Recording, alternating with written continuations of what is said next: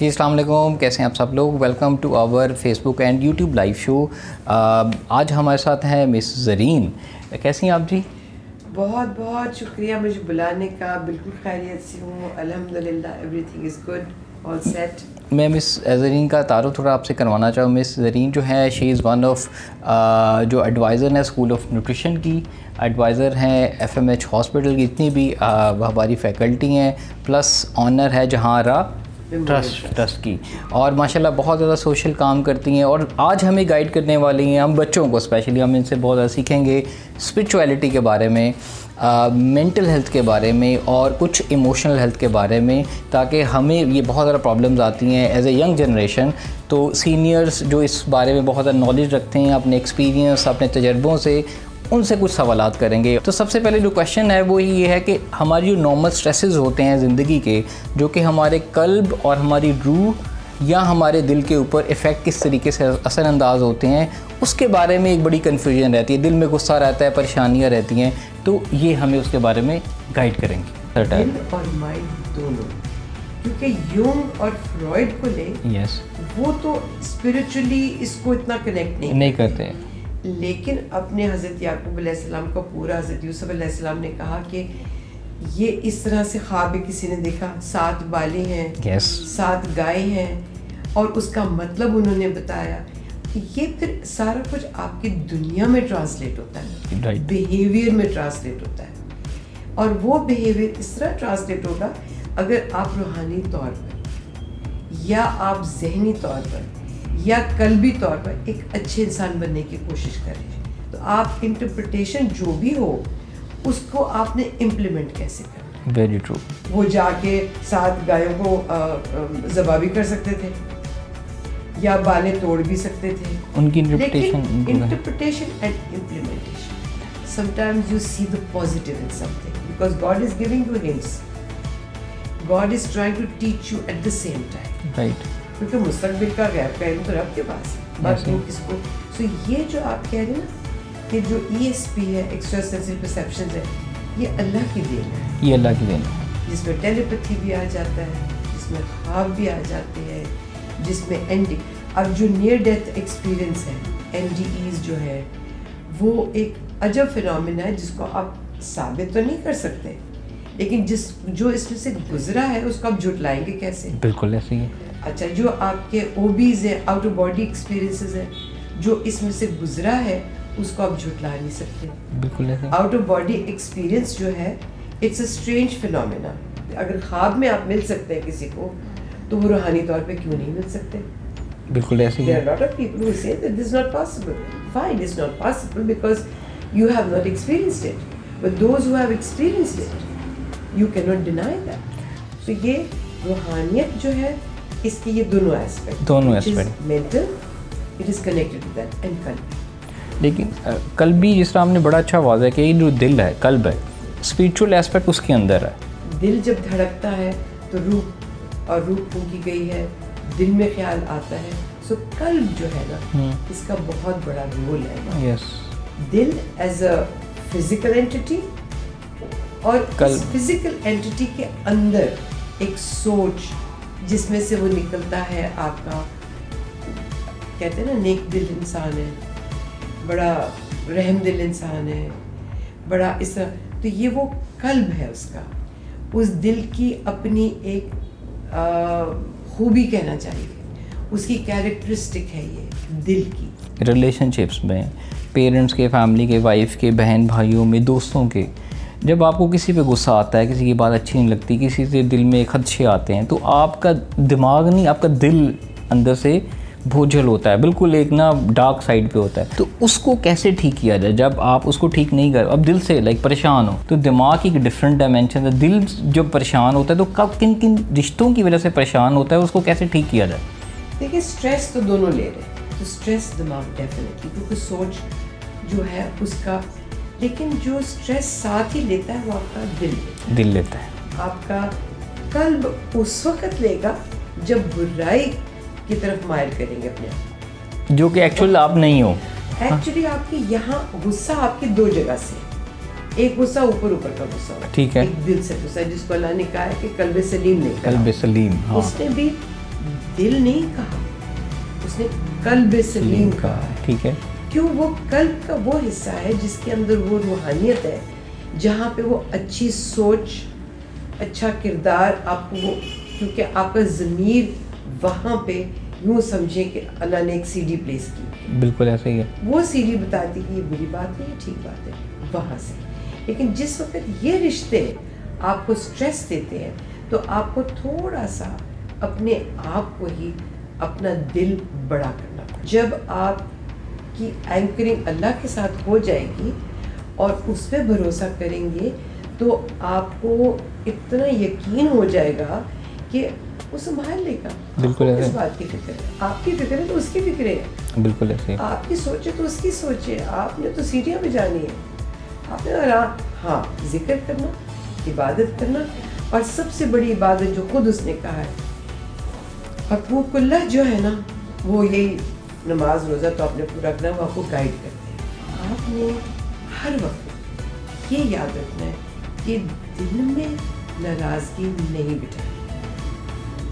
اس کو اللہ پہ اگلے کردار کو, ججمنٹ کو چھوڑ دینا. بالکل. ہم بہت جلدی جج کرتے ہیں. اس وقت ہمارا حقوق العباد 0 پہ ہے. دودھ والا رج کے ملاوٹ کرتا ہے. بالکل. مرغی والا وہ گند دیتا ہے کہ ہمارے اتنے بچے, آپ تو نیوٹریشن کے لوگ ہیں, ٹانگوں میں ہڈیوں میں درد ہے, جہاں جس کا بس چلتا ہے وہ جو بیماری ہے, عجب بیماریاں, کینسر کیا, اور ریئر قسم کا کینسر کیا, تو ایسے کینسر شروع ہو گئے جن کا پتہ نہیں. تو حقوق العباد آپ کا تول جو ہے اس کے بارے میں قرآن پاک میں بار بار ذکر ہے کہ تول سیدھا کرو. تول میرا وہ بھی ہے جو میں آپ کو زبان دیتی ہوں. بالکل ایسے. جو میں نے آپ سے وعدہ کیا ہے, جو میں نے اپنا کردار آپ کے ساتھ رکھا ہے, میرا گفٹ کیا ہے اور آپ کو پھر ملا کیا ہے. میں آپ سے کہتی ہوں میں 5 منٹ میں پک کر لوں گی, ٹھیک ہے, میں 5 میں 50 منٹ لگاتی ہوں. یہ بہت سے لوگوں کی نیچر ہوتی ہے. کون اٹھاتا ہے؟ انتظار کرنے والا. ہاں میری مجبوری ہے, میرا کام ہے اتنا. مجبوری ہوگی, اگلا سر آنکھوں پہ رکھے گا 100 بسم اللہ, کوئی بات نہیں. بالکل ایسے. بلکہ وہ کہے گا نہ کرو, پھر کر لیں گے, پینڈنگ کر دیتے ہیں. بالکل ایسے. آپ کی اپوائنٹمنٹ پینڈنگ ہو جائے گی, پرووائڈیڈ آپ کا ایک جینوئن کاز. آپ کا attitude goes from the word go as a kid and the parents from the word go, کیونکہ یہ ایٹیٹیوڈ ہی ہے جو آپ کو اللہ سے دور بھی کرے گا, بالکل ایسے پاس بھی کرے گا. اور جب وہ کرتا ہے تو آپ کے اسٹریس ختم ہو جاتے ہیں, آپ کو فکریں نہیں رہتی. ایسے ہی آپ کا اس نے وعدہ کیا بار بار رزق دوں گا, آپ کیوں رزق کے لیے وظیفے کر رہے ہیں اور بھاگ رہے اور کر رہے. وظیفے کرے اللہ کے قرب کے لیے کرے, اس کے قریب پہنچنے کے لیے کرے, لوگوں کی خدمت کے لیے کرے. یہی سکھانا ہے نا کہ بھروسہ اس پہ کرے. بھروسہ اس پہ, آپ اس پہ بھروسہ کریں گے تو وہ خود ہی سنبھالے گا. جب وہ دیکھیں, میں آپ کے پاس آتی ہوں, میں کہتی ہوں کہ جی اب میرے پاس اس وقت کا کھانا نہیں ہے تو بڑی بھوک لگ رہی ہے, but I depend on you, please آپ مجھے کچھ کھلائیں. تو کیا آپ نہیں کھلائیں گے؟ ایک جو مسکنسیپشن ہے ضروری میرے حساب سے, دیکھیں یہ جتنی باتیں کہ میری ایکسپیرینسز ہیں, اس میں کوئی یہ نہ سوچے کہ فتویٰ لگا دے کہ ہاں جی انہوں نے تو یہ کہہ دیا.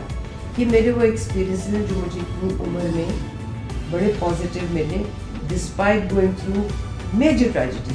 بٹ ایک تو مسکنسیپشن یہ ہے کہ جب اللہ کی مرضی ہے اور اس کی مرضی کے بغیر کچھ نہیں, پتہ بھی نہیں ہلتا, تو پھر تو کیا اس کا یہ مطلب یہ میں کہوں کہ جو قتل کرنے والا ہے اس نے قتل کیا اور اللہ کی مرضی سے قتل کیا, یا چور نے, اچھا چل یہ بھی میں نے مان لیا اللہ کی مرضی سے سب کچھ ہوا, تو پھر اللہ نے ہمیں یہ چوائسیز کیوں دے دی, یہ رائٹ اور رانگ کیوں بتا دیا؟ وہ نہ بتاتا. اس نے یہ کہا دیکھیں جنت کو آپ فزیکل بنا لیں یا وہ ریوارڈ سسٹم بنا لیں, اور جہنم کو پنشمنٹ بنا لیں یا تکلیف بنا لیں, جو آپ کی جیسا کانسیپٹ آپ کی, لیکن آئیڈیا وہی ہے, ریوارڈ اینڈ پنشمنٹ. جب ڈیتھ اس طرح سے ہوتی ہے, اسے ڈیتھ لکھی ہے, وہ یوں نہ ہوتی یوں ہو جاتی ہے. آزمائشیں اس نے لکھی ہیں, بٹ اس نے اچھے برے کی دونوں طرف یہ راستے رکھ دیے اسے. اب یہ میرا کام ہے کہ میں یہ چوری کر کے لے جاؤں یا آپ سے مانگ کر لے جاؤں. اس نے کتاب بھی رکھ دی ہے, چوائس بھی دے دی ہے, اور اگر میں چوری کر کے لے جاتی ہوں تو یہ میرا حق نہیں کہ میں اللہ کو بلیم کر دوں, یہ تو اس نے میری قسمت میں لکھی تھی, میں نے تو چوری کر لی. نو, دس ناٹ فیئر. تو یہ اچھے برے کی تمیز دی ہے اس نے. سو جب ہم حقوق اللہ کرتے ہیں وہ ہمیں گائیڈ کرتے جاتے ہیں, ہمیں مضبوط کرتے جاتے ہیں.